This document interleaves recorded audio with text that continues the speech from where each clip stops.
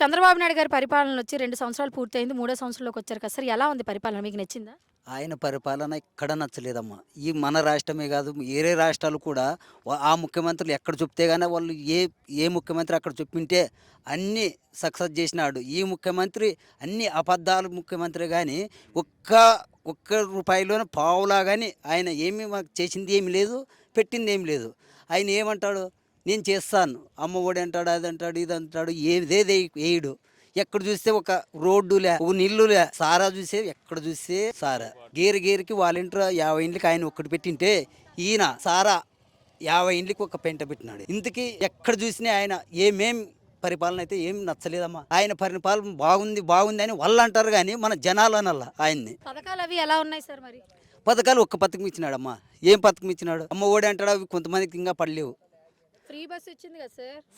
Free bus ఎవరికి కావాలమ్మా? Free bus కావాలా, అది కానీ ఫ్రీ బస్ కావాలి కానీ ఎవరికి అది ఎన్ని కోట్లు దానివల్ల నష్టము. ఇప్పుడు మరి కొంతమంది లేదంటున్నారు, కొంతమంది మీరు ఆధార్ కార్డు సరిగా లేవు, మిమ్మల్ని ఎక్కించుకోము, మీరు దిగండి, మధ్యలో దింపేసే రకం మాట్లాడుతున్నారు.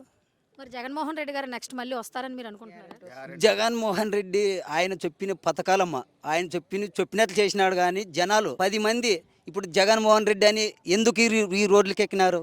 ఆయన ఉన్నప్పుడు ముఖ్యమంత్రికి ఈ ముఖ్యమంత్రికి తేడా అనేది బాగా కనిపిస్తుంది. జగన్మోహన్ రెడ్డి గారు పథకాలు ఇచ్చి ప్రజలు సోమరపోతులు చేశారంటున్నారు కదా.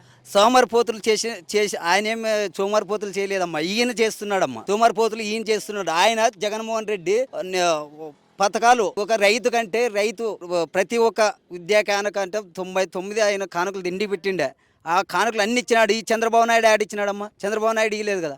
ఏమన్నంటే నన్ను రోడ్లు బాగా చేసానా, ఇది చేసానా, అది చేసానా, నీళ్లు బాగా చేసానా అంటాడు.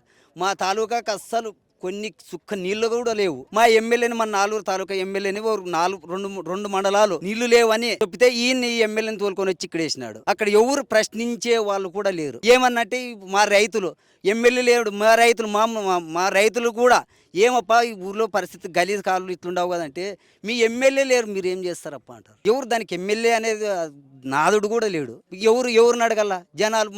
మాది తురువల్ గ్రామము, అస్పేర్ మండలము. దాదాపు ఒక వారం రోజులు నీళ్లు లేకుండా. ఎందుకు నీళ్లు లేవంటే వాళ్ళు మేము చెప్తే మమ్మల్ని ఏదో ఇట్లా ఇబ్బందులు పాలు చేస్తారు. దానికి మేము కూడా ఎవరికి ఏం జనాలు వచ్చి చెప్తే కానీ ఏమప్పా ఇట్లా మన పరిస్థితి అంటే మనం చెప్తే మనకి ఇక్కడ కాలం లేదమ్మా. ఇక్కడ ఇది మన రాష్ట్రంలోన మనకి మంచి చెప్తే మనకు కాలం లేదు.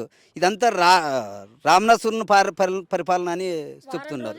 మరి నీళ్ళు లేవంటే అక్కడ ఉన్న లోకల్ అధికారులు ఎవరు స్పందించలేదా సార్? లోకల్ లీడర్లు కూడా అమ్మ వాళ్ళు చెప్తే మీరు ఈ పొద్దు చేస్తాం, రేపు చేస్తాం, మర్నాడు చేస్తామని వారం రోజులమ్మ. మాది సన్న గ్రామం తురవగల్లు. ఆ గ్రామంలోన అన్న నిల్లు ఎందుకు లేదంటే ఒక పంచాయతీ సెక్రటరీకి, ఏఈకి, డిఈకి వాళ్ళందరూ ఫోన్ చేసి సార్ మా పరిస్థితి ఏమిటంటే ఇది మెయింటెనెన్స్ సరిగా లేదమ్మా, వచ్చి మేము మెయింటెనెన్స్ చేస్తామని వాళ్ళు చెప్పి వెళ్ళిపోయినారు. దానికి వాళ్ళు మాకి ఆ 3-4 రోజుల్లో మాకు చాలా ఇబ్బంది. చేనులు పోయి నీళ్ళు ఎత్తుకొచ్చుకున్నారు.